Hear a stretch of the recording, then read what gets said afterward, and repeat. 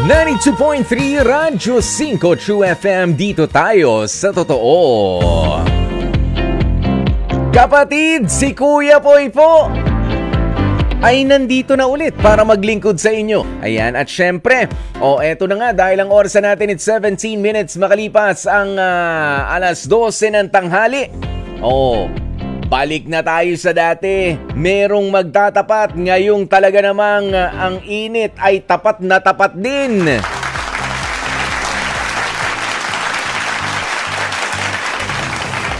Kaya ipasok na natin ang ating H2H Confessions.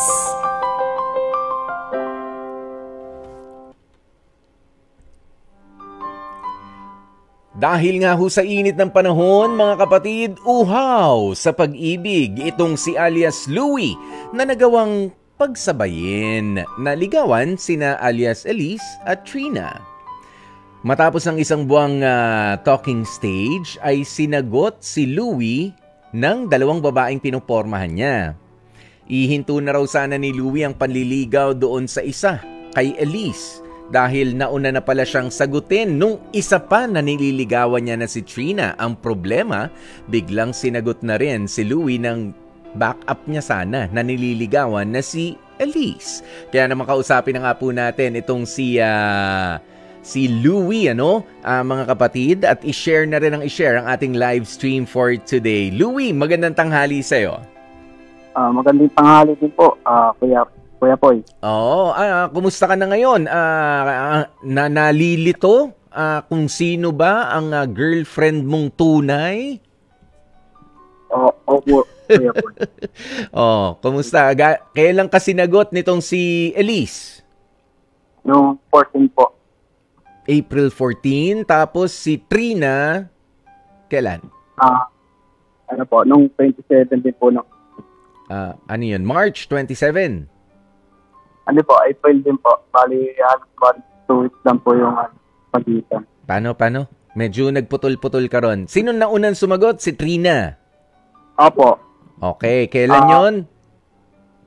Yung April 14 po. April 14. Tapos itong si Elise? April 27 po. Uy! Bali, halos 2 weeks lang po yung pagitan. Nito lang 2 days ago lang. Anong pakiramdam mo ngayon? Sino ngayon ang girlfriend mo? Yun nga po, Kuya Poy, naguguluhan po ako.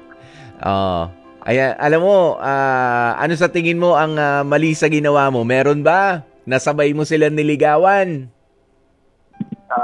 Hindi ko po masyado ma-express kasi, Kuya Poy, sabay ko naman silang sagot sa akin. Sagot ko ako sa kanila. Ano ba yan? Nasa tricycle ka ba? Nasa helicopter? May tumutunog yun. Ano ba yun? Okay, wala na. Alright. Sige, ganito. Sino ang mas gusto mo kay Elise at kay Trina? Yung bang unang sumagot sa'yo o itong huling sumagot sa'yo? Si Elise po. Kasi medyo na kakaunawaan na po kami sa chat. Tapos medyo nagaya ng lagi ng date. Saan mo ba nakilala itong dalawang babaeng to? Magkakilala ba sila o hindi? Ay, hindi po. Saan mo sila nakilala? Dating ko lang po nakilala. Sa? Dating app. Dating app pareho? Opo. Doon ka rin nanligaw. Nagkita na ba kayo ng personal nitong mga babaeng ito? Once lang po yung kay Trina. Tapos yung kay Elise medyo... Kanino? Once lang kayo nagkita ni... Trina po. Trina, yung naunang sumagot sa'yo? Opo. Oo. Pagkatapos, itong si Elise, hindi pa? Mga 2 beses or 3 or more po. Hindi ka sigurado? Ha? Hindi ka sigurado kung gaano kayo katagal na nagkita? Pambira ka naman. Balik 2 to 3, may ganun po. 2 to 3 times. So, Opo. Hindi mo sigurado kung nakadilat ka nung pangatlo. Bira. Sige. O paano mong masasabi? Ngayon, parehas na girlfriend mo, anong gusto mong gawin? Pagsasabayin at aalamin kung sino o sa tingin mo, kailangan bitiwan na yung isa? Ayun nga po, iniisip ko kaya po parehas sila masasaktan. Kung malaman nung ni Ellie at ni Trina na gano'n na nangyari. Alam mo, kasi hindi naman ikaw ang unang tao, hindi naman ikaw ang unang galing sa lahi ni Adan na nagkaproblema sa ganyan, na nagkataon, sabay yung nililigawan, nagkataon, nagkasunod din na sinagot siya. Well, in the first place, dapat nung sinagot ka nung isa, tinigilan mo na yung, nung sinagot ka sino nga yung unang sumagot sa'yo? Si Trina. Dapat tinigilan mo na itong si Elise, kasi meron ka na eh. 'Di ba? Pero, kaya nga tinatanong kita kanina, sino ang mas gusto mo sa kanilang dalawa? Mukhang mas gusto mo, sabi mo, si Elise. Yung pangalawa na sumagot sa'yo. Isa lang ang dapat mong piliin dyan. Ikaw, ano yung maluwag sa dibdib mo at sa tingin mo ay hindi ka naman para hindi ka na makonsensya ng husto. Dahil panloloko yan kapag pinatagal mo pa yan. Siguro si Elise na lang. Sino talaga ang pipiliin mo na sa kanilang dalawa? Si Elise na lang. Si Elise. Magtatapat na lang. Trina. Ayan, magtapat ka na lamang kay Trina na pasensya na. Talagang mas kailangan maging tapat ka eh. Sa una pa lang, kailangan maging tapat ka na dito kay Trina. Ha? Kaya kailangan bitiwan na yung isa. Okay? Wala na tayong paligoy-ligoy pa. Yun na yun. Okay? Gusto mo ba dito ka na magpaalam? May gusto ka bang sabihin para kay Trina? Kung sakaling na rin. Trina. Yun, kay Trina. Tama. Trina, hindi ko akalain na magsasabay kayo na pagsagot sa English. Kung naririnig mo to, inaamin ko, nagkamali din ako. Mas mahal kasi at nagkaroon na rin kami ng medyo mahaba understanding sa isa't isa. Siguro, bibitawan na sa Trina. Yun na. Opo. Yun na. Samantala, meron ka ba mensahe para sa bago mong girlfriend na mas paninindigan mo na? Para kay Elise, intindihin natin isa't isa. Alam ko, minsan hindi tayo parehas. Pero, ganun pa man. Siguro, baka ito yung pagkakataon natin na makilala ang isa't isa. Yan. Alam mo, Louie, nasa you are in the best position sana para mamili, pero hindi ko nabibigay sa'yo yung option na yun. Na, sige, alamin mo muna. Yung iban, sasabihin sa'yo, ganyan, yung ibang tropa mo. Nakausap mo na ba yung ibang tropa mo? Opo, Kuya Paul. Diba? Bali, sabi sa akin, kaya naman niya pagsabayin. Ayan, kita mo? Ang mga talaga ng tropa minsan no? Medyo ipapahamak ka But, you know what? Pag lang daw po magpapahuli. Yun nga. Yan yung mga if you take it seriously, you may, pero you shouldn't. Okay? Hindi dapat.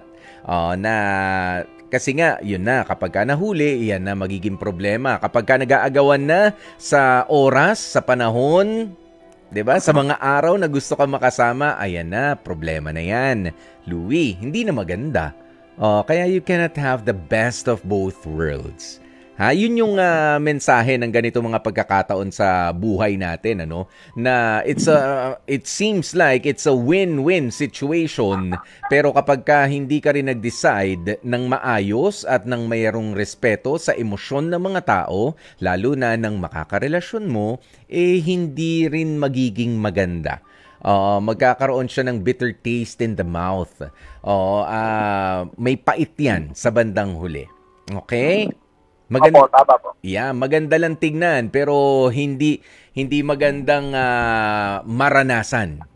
para sa iba. Kaya ako, bilib ako sa mga katulad mo, Louie. Diba na isa lang, kahit pa dalawa sila na pumayag na maging jowa ako, unless alam nilang dalawa na parehas ko silang jowa. Ibang usapan yun, di ba? Di ba, Louie? Don't push your luck. Ayan, wag mong sagarin ang... Ha? Parang ang pogi ka masyado. Masyadong pogi kapag nakakainis din no? Kapag masyadong pogi. Ako na natutuwa ako. Dahil maganda ang pagkakatayo ng bandila nating mga kalalakihan ng dahil sa'yo. Iilan na lang tayo, Louie, ha? Huwag ka nang bibitaw, ha? Sa grupo natin, ha? Sa mga matatapat. Ano na lang tayo, ha? 10 na lang tayo. Ayan, 9 na lang kami nung nakaraan, 10 na tayo ulit. Nandiyan ka na, Ha? Ganyan. Ayan, pero hindi, tama yan, sa mga kapatid din natin mga nakikinig, Oo nga, nakakagwapo, nakaka-boost ng machismo. Ayan, machong-macho ang dating mo, para sa mga kaibigan mo, sa mga tropa na kapaligid sa'yo, na hindi lamang isa, hindi lamang dalawa ang mga kababaihan na nasa paligid mo, o yung mga patay na patay sa'yo, o nililigawan mo, pero mas maganda na ikwento mo sa kanila at malaman nila kapag ka nagkita yung mga babaeng yan, anong gagawin mo? Saan ka pepwesto? Saan ka magtatago? Yun ang ikwento mo, pagtatawanan ka naman nila. Di ba ganoon yan?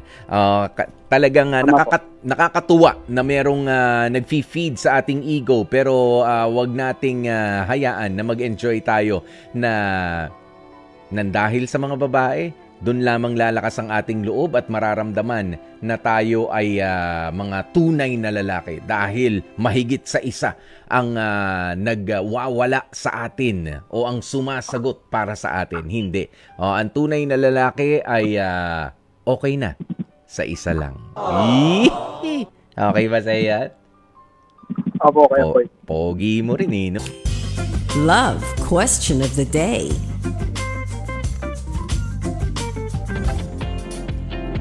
Kapatid, anong effort ba ang always mong inaabangan kay jowa? Meron ba? Meron bang effort? Meron bang jowa? Yun lang. Eto na nga po ang inyong mga kasagutan. Sabi ni Mary France, wala akong jowa sa ngayon, so ex na lang. Yung effort na inaabangan ko lagi sa ex ko. Teka, nag-effort ba yun? Parang di naman. Yun lang. Patay. Sabi naman ni Luis Rock, ang effort na always kong inaabangan kay jowa ay yung magsipilyo naman siya kahit once a day. Ew. Talaga ba, Luis? Si Jean Sheila, sabi niya, yung baguhin ang masamang ugali. Yun yung effort na inaabangan ko. Ba't puro effort na nega yata itong mga nababasa ko. Ayan, si Princess Marie Ayango, sabi niya, yung effort na inaabangan ko lagi, yung sa umaga, yung mag-update man lang before magbiyahe.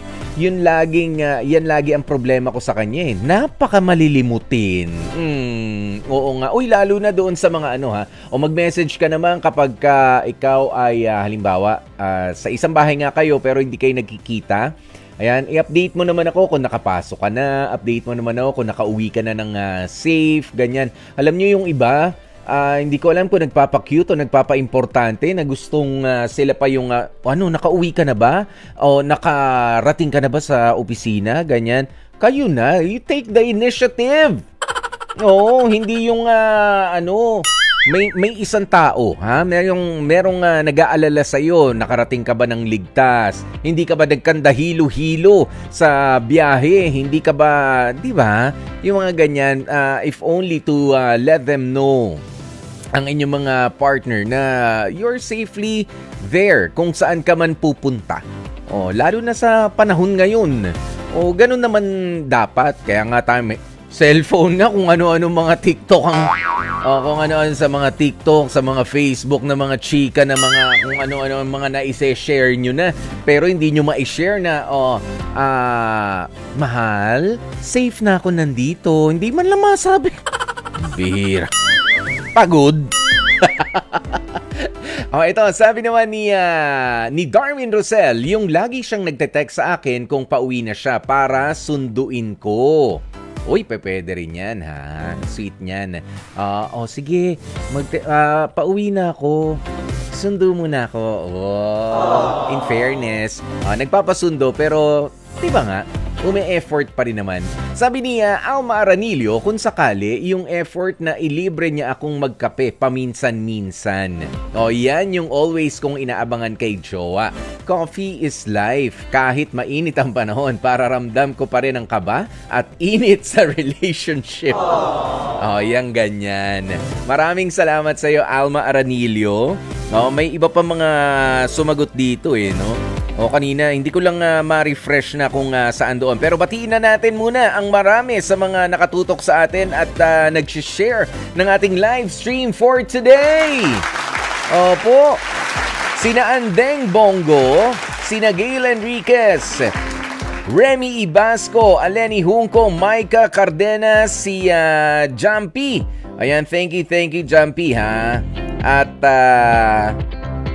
di ba nga, si Jumpy, sabi niya, yung effort ko rin para kay Gian, na sinusundo, hinahatid, yan.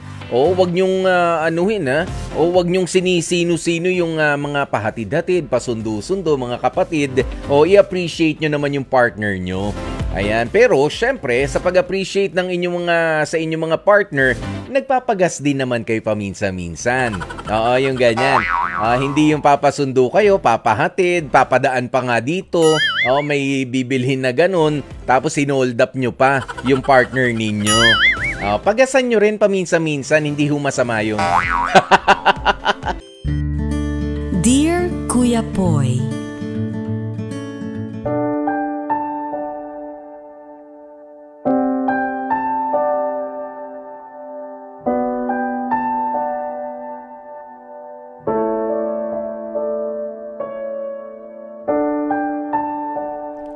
Dear Kuya Poy, magandang araw sa iyo at sa lahat ng mga walang sawang nakatutok sa programang Heart to Heart ng 92.3 True FM. Pakitago na lamang ako sa pangalang Bong, 34 years old mula dito sa Nueva Ecija. Sa totoo lang, pribado ang kwentong ibabahagi ko sa inyong programa gawa ng hindi ko alam kung tama ba kung gagawin ko itong desisyon na ito. To be honest, ilang taon na kaming kasal ng asawa kong itago na lamang natin sa pangalang Riza. Ang punot dulo niyan ay hindi talaga kami magkasundo ng misis ko pagdating sa usapin ng pagbukod namin sa mga magulang niya. Hindi ko alam kung bakit hanggang sa ngayon ay pinagpipilitan pa rin ni Riza na manirahan kami sa poder ng kanyang pamilya gayong kasal na kami at dapat na bumuo na rin kami ng sarili naming pamilya. Matatanggap ko pa sana kung bagong kasal pa lamang kami, Kuya Poy. Pero kasi 2 taon na rin naman kaming nagsasama ng misis ko sa bahay nila. Hindi naman sa ayaw kong makisama sa pamilya niya pero sa tingin ko dapat naman kasing maging mature kaming parehas ni Riza dahil mahirap para sa akin bilang isang lalaki na nakikisilong pa rin sa bahay ng misis ko kasama ang mga kapatid, pamangkin at ang magulang niya mismo. Kaya ko naman siyang buhayin at alagaan. Pero sa tuwing na pag-uusapan namin na mag-asawa, ang pagbukod ay palaging nauuwi lang sa walang katapusang pagtatalo. Puro sigawan at galit na lamang ang nangingibabaw sa aming dalawa ni Riza na dapat sanang maresolba na sa maayos na paraan. Kaya nga aminado rin akong sumasagi minsan sa isip ko na hiwalayan na ang asawa ko. Total, ayaw niyang bumukod kami para bumuo na nga ng sariling sa amin. Nasa punto na rin kasi ako, Kuya Poy, na pagod na akong ayusin kung anong meron sa amin ni Riza. Sa totoo lang, hindi ko rin naramdaman sa kanya na mabigyang respeto at tiwala ako sa kakayahan ko dahil alam ko sa sarili ko na kakayanin ko naman talagang itaguyod kami. Umaasa ako, Kuya Poy, na makakakuha ako ng payo mula sa inyo at sa lahat ng mga nakatutok sa programang Heart to Heart. Maraming salamat at hanggang dito na lamang muna ang aking storya. Lubos na gumagalang, Bong. Especially for you. Mga kapatid, at napakinggan nga natin ang kwento ni Bong mula sa Nueva Ecija na problema. Tulungan po natin. Problema kung bakit nga ba ayaw pa ring umalis sa poder ng kanyang mga magulang ang kanyang asawa na si Riza. Well, unang-una, Bong, maganda na, sa tingin ko naman, pinag-uusapan nyo talaga, pinag-aawayan na nga sa ngayon no? At sabi mo pa nga, 2 years na kayo ay nagsasama. Pero hindi dapat natin basta tignan doon sa 2 years na, o 3 years na, 4 years na, yung kahandaan ninyo na bumukod. Ikaw ba yung sinasabi mong kaya mo na talagang bumukod sa mga magulang mo o sa mga magulang niya? Ayan, ay kaya mo na mag-provide ng tahanan para sa kanila, at least mag-rent. Ano ba ang mga rason nitong si Riza? Baka naman mas gusto niya na, o baka nakikita rin ng asawa mo na, teka lang, imbis na ibabayad natin sa rent, ay dito na muna, ipunin na muna natin yan until such time na magpatayo na tayong bahay at doon na tayo, tsaka tayo bumukod ng tahanan dito sa amin. Baka naman ganoon ang gusto rin ang pagpaplano nitong asawa mo, Bong. Oo, ikaw ba ay kapag ka nakikipag-usap sa asawa mo, ay pinakikinggan mo yung sinasabi mo at lalo na pinakikinggan mo rin yung sinasabi nung asawa mo? Yan minsan ho kasi ang madalas na problema. Mahal naman ang isa't isa. Opo, mahal ang isa't isa. Pero pagdating doon sa usapin ng mga katulad niyan, ng mga pagbukod o pagbili ng ganitong bagay, ng ganyan, ang mga mag-aasawa dahil sa gusto nila ay para ba nagde-decide as an individual na lamang. Kapag may mag-asawa na tayo, kailangan ay bubuka ang bibig natin. Oo, pagka binubuka natin ang bibig natin, hindi lamang yung asawa natin ang nakakarinig ng mga bagay na sinasabi natin o nung rason natin, dapat tayo rin mismo. At tayo rin naman, para maiwasan ang mga pag-aaway, ay dapat na bukas ang mga tenga para makinig. Para makinig din doon sa opinyon ng inyong asawa. Before you come up with life's big decisions, katulad nga ng pag-aasawa, ng pagbukod bilang mag-asawa, kung sa tingin ng isa ay hindi pa talaga kaya, you just have to respect that opinion ng spouse mo. O ng asawa mo. Pero kapag unanimous, kapag parehas na kayo, lahat na. At nakasuporta pa yung ibang mga, kayang-kaya nyo na yan. Aalalay pa rin naman kami. Sige na. Ganun na yon. Go signal na yon. It's a green. Green means go, sabi nga.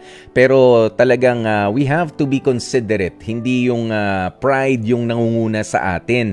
Bong. Ngayon, kung talagang ready na ang lahat, kaya mo na talagang i-provide yan sa asawa mo, mas maganda na, total, nandyan naman ang mga biyanan mo, tulungan mo. Magpatulong ka. Total, anak ka na rin naman nila na kausapin itong si Riza na kumbinsihin siya na subukan nyo ng humiwalay o bumukod sa kanila. Pero syempre, gagawin mo ito nang merong pasasalamat, nang merong pagrespeto doon sa mga biyanan mo. Hindi yung, tulungan nyo nga ho ako, kausapin to, gusto ko nang bumukod. Hindi ganun. Kailangan tama ang mga salita mo, no? Salamat ho sa pagpapatuloy sa amin, sa pagpapasilong sa amin. Kaso, talaga medyo mahirap pang kumbinsihin itong anak nyo. Baka pwede nyo akong tulungan, Nay. Baka pwede nyo akong tulungan, Tay, sa pagpapaliwanag sa kanya. At gusto ko ng hindi naman ho kami lalayo, bubukod lamang po kami at bibisita pa rin sa inyo. Yung pagpapaliwanag na ganoon. Okay? Ayan, sa mga katulad ni Bong. Again, kapag magsasalita, pakikinggan ang mga lumalabas sa sariling bibig at makikinig doon sa iyong kinakausap. Hindi yung ikaw lang ang pinakikinggan mo naman. Okay. Ayan, at syempre ang ating winner ng Sulit TV Box for today. Congratulations kay, paano babasahin to? Si Line. Line Ojailu. Ayan, Line Ojailu, congratulations to you. Ikaw ang magkakamit ng ating libreng sulit CV box na ipamimigay natin ngayong Monday na ito. Congratulations, Line Ojailu. Kokontakin ka na lamang namin, ha? At ang kanyang kasagutan po ay nagmula sa H2H Confessions natin. O paano? Bukas ulit mga kapatid, magkarinigan po tayo sa ating programang H2H Tanghaling Tapat dito sa programang Laging Merong Nagtatapat. Tuwing Tanghaling Tapat. Ito po ang programang H2H Heart to Heart. Nakasama nyo nga po ang inyong Kuya Poy, ang inyong Guwapopoy. Manatiling nakatutok dito sa 92.3 Radyo 5 True FM. Dito tayo sa totoo.